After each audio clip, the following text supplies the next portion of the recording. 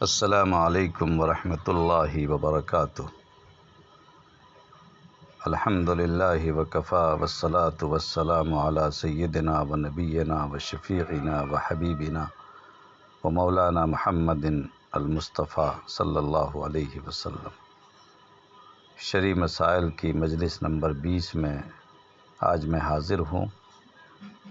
اللہ تعالیٰ اس حاضری کو قبول فرمائے اور تمام سامعین اور حاضرین کی شرکت کو بھی قبول فرمائے۔ آج کا پہلا سوال ہے کہ میں پٹنہ سے تعلق رکھتا ہوں، غازی آباد یو پی کے ایک کالج میں زیر تعلیم ہوں۔ کالج کی تعلیم کی مدت 4 سال ہے، لیکن میرے ساتھ مسئلہ یہ ہے کہ 14 دن کالج میں رہنا ہے، پھر 2 دن کے لیے ماموں کے یہاں، جو کالج سے تقریباً 20 کلومیٹر کے فاصلے پر ہے، رہنا ہے۔ پھر 14 دن کالج رہنا ہے، پھر ماموں کے گھر، یعنی ہر 14 دن کے بعد 2 دن کے لیے ماموں کے یہاں جانا ہے۔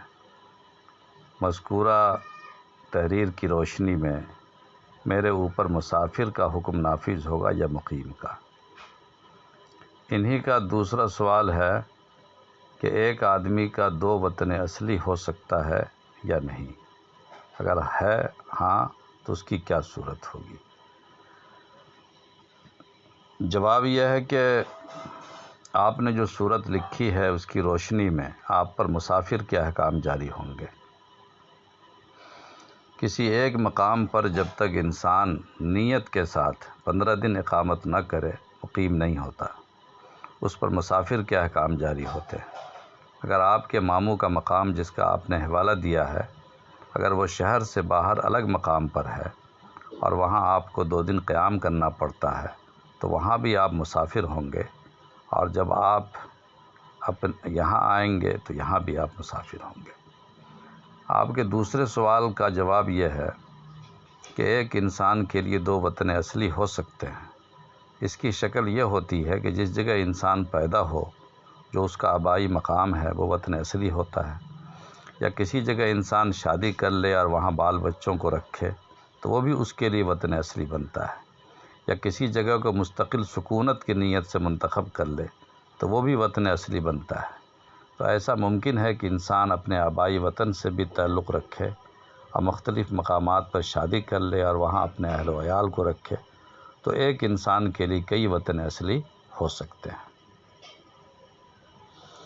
آج کا دوسرا سوال ہے کہ نکاح میں جو پیسہ لیا جاتا ہے، اس پیسے کا مسجد کے لیے استعمال کرنا کیسا ہے؟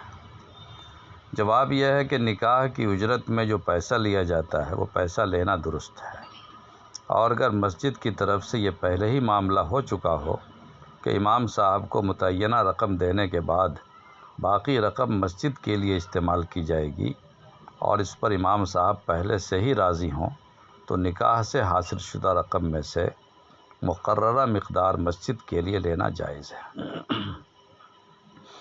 لیکن اگر پہلے سے اس طرح کا کوئی معاملہ نہیں تھا اور نکاح خوانی کی فیس کے طور پر امام صاحب کو کوئی رقم حاصل ہوئی، اب دینے والے نے تحفے کے طور پر امام صاحب کو پیش کیا، لیکن مسجد کے لوگ جبراً اس میں سے کچھ حصہ مسجد کے لیے وصول کرنا چاہیں، جس کا پہلے سے کوئی معاملہ نہ ہو، تو اس طرح کا عمل جائز نہیں ہے، اور یہ رقم مسجد میں لگانا بھی درست نہیں ہے۔ یہ رقم خالص قاضی نکاح یا امام صاحب کی ہے، ان کی مرضی کے بغیر اس رقم کو کوئی نہیں لے سکتا۔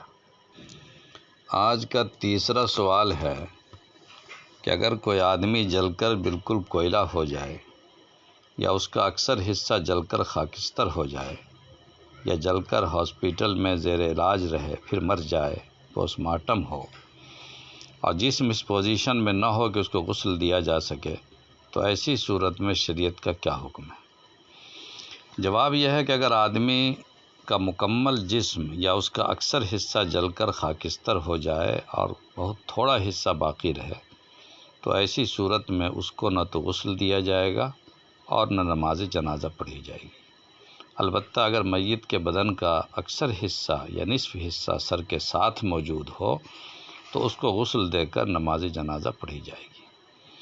غسل دینے کی صورت میں اس کے جسم کے پھولنے اور بدبو کرنے کی وجہ سے یا جلنے کی وجہ سے اس کو ہاتھ لگانا ممکن نہ ہو، لیکن اس پر پانی بہایا جا سکتا ہو، تو ایسی صورت میں اس پر پانی بہا دیا جائے گا۔ اور اگر پانی بہانا بھی ممکن نہ ہو، بعید طور کے پانی بہانے پر جسم کے بگڑنے یا بکھرنے کا اندیشہ ہو، تو ایسی صورت میں مٹی سے تیمم کرایا جائے گا۔ اگر ضرورت ہو تو ہاتھ میں دستانہ پہن کر یا کپڑا لپیٹ کر تیمم کرایا جا سکتا ہے۔ اسی پر آج کی مجلس تمام ہوتی ہے۔ واللہ اعلم بالصواب۔